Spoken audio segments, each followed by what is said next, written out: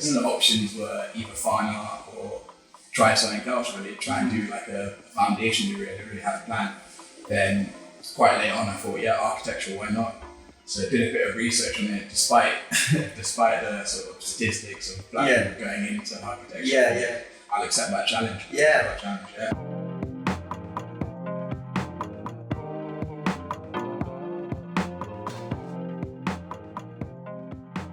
Hi guys, you're here at Black Excellence Bristol, acknowledging achievements and aspirations. I'm here with our old friend Luke White. Luke White is an architecture graduate, finished at Leeds University. Yeah, Leeds Beckett. Leeds Beckett, and he's of Jamaican heritage. So you're Bristol born and bred as well? So born in London, moved to Bristol. Born in London? I didn't know that. Where in London were you born? Well, Shepherd's Bush. Shepherd's Bush?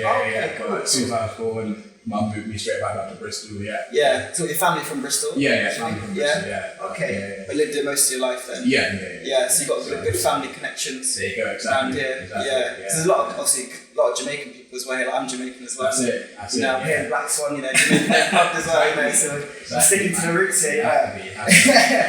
So I just want to talk to you a little bit about doing architecture and stuff, and what sort of drove you to want to do architecture? Because it's quite a niche thing. I've not met many people who do architecture. Exactly. And for that reason, really. So the courses that I did within A-levels, it was maths, product design, and art. And those three things pretty much the foundations for architecture, more or less. So, once I had those things, what else can I do with them, really? Because the options were either fine art or try something else, really, try and do like a foundation degree. I didn't really have a plan. Then quite late on I thought, yeah, architecture, why not? So I did a bit of research on it, despite the sort of statistics of black people going into architecture. I'll accept that challenge. Amazing. And was it like a difficult environment for you to be in? Did you sort of like? Yeah, it was. Well, uni alone was a different environment, and architecture, that sort of stress on top of it, it's like #1 ranked hardest course. Really? Yeah. I'm not surprised you can't draw out. So you know me, that's square one. Time management, everything on top of being in a new environment. It's sort of fight or flight, really. Like you need to embrace it, you need to tackle it, and best you can, really. What was one of the biggest challenges of the course, you say? Time management. I'd say that's one of the main reasons why we had I guess anything, if you have more time on it, you have more experience. But having such little time to do such a vast amount of work, you had to really structure what age you're doing, even outside of the course. It's like how long can I be outside for? How long can I have free time for? Really structure your days, and that's made me quite disciplined now. Where I understand I can't be too comfortable with things now. If I get too comfortable, I'm in a state where I can fall off. So I try and push myself as much as I can now. Out of that course and understanding, this is how the world works now. That's amazing. That's it. So it's really prepared you for exactly the adult life, really, innit? Because you go at how old were you, 18, 19 when you went to uni first? So I was going, 18. Exactly. So you go in as basically a child almost still, really, innit? Very much, now you come out big man now, It's a lot different. Is there any other black architects that you look up to, or architects in general that you look up to? I try. See, it's tricky because I don't really have any architects I look up to, because understanding with architecture, it's sort of it's specific to gender, specific to class, specific to race, for example. So all women, pretty much. Shock. So you'll get that sort of approach with architects now. The ones who are doing well, the ones who have stayed architects, they're with that profile, really. So to have someone that I look up to, because I felt like, I shouldn't be here based on that. It felt like I shouldn't really pick architecture because it's just old white men to do. That's the sort of framework.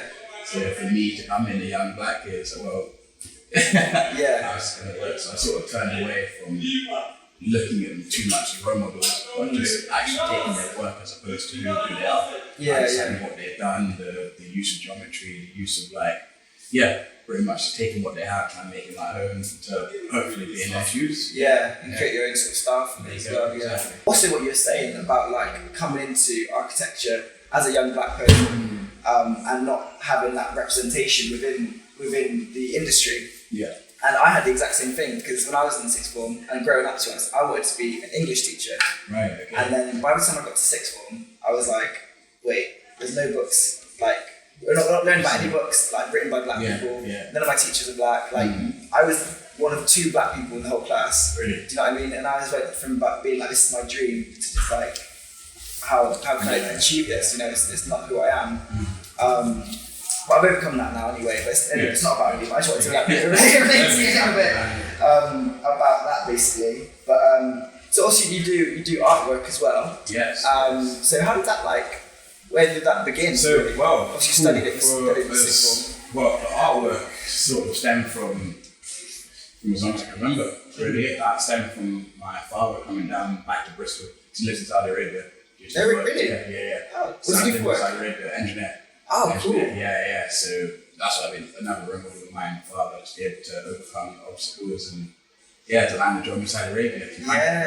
Yeah. So when he did come back down to Bristol, I just remember me running, grabbing a piece of paper, grabbing a pen, pencil, if I could, and just drawing them. Because he was the one who showed me drawing. Because he used to make postcards, do t-shirts, pretty much the same thing I'm doing now. Funny enough, like same age and that's real. Wow. Crazy. So you sort of like almost emulated his like pretty much. early years. Wow, that's amazing. So just wanted to ask sort of like, you know, what is one of your greatest achievements, and do you think it's ever truly been like recognised? Yeah, graduating from university,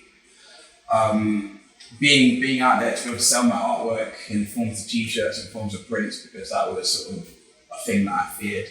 Will I get that much traction? Will I get that much sales? Will it just be, because again, when you put money forward to this, you expect money to come back. It's a big risk. All my friends who interact with me, because over Instagram, all they can do is just like it. Yeah, exactly. Likes don't pay the bills now. Exactly.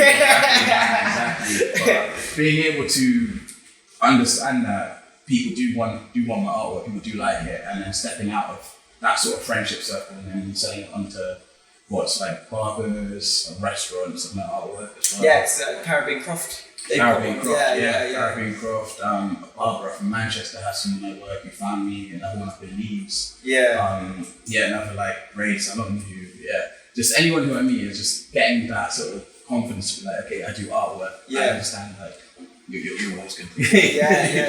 Oh my God. And just to wrap up actually, just want to ask you, what is one of your goals for the future basically? What is the next step for Luke? Next step would be going into architecture itself, understanding like I've done the degree now. Well, part 1 of it is 3 parts. So oh really? Yeah. So part 1 is the undergrad. So part 1 is the undergrad. Part 2 is working with the firm, the 2 years, and part 3 being masters. But with masters, you're not restricted to the same university. You have quite a lot of options to go to throughout the UK. So it would just be carrying with that, I suppose, for now. But again, always keeping the side hobby active, not really trying to let it fall off. For like the traction that I'm getting now, it can be improved, but only through pushing the work out.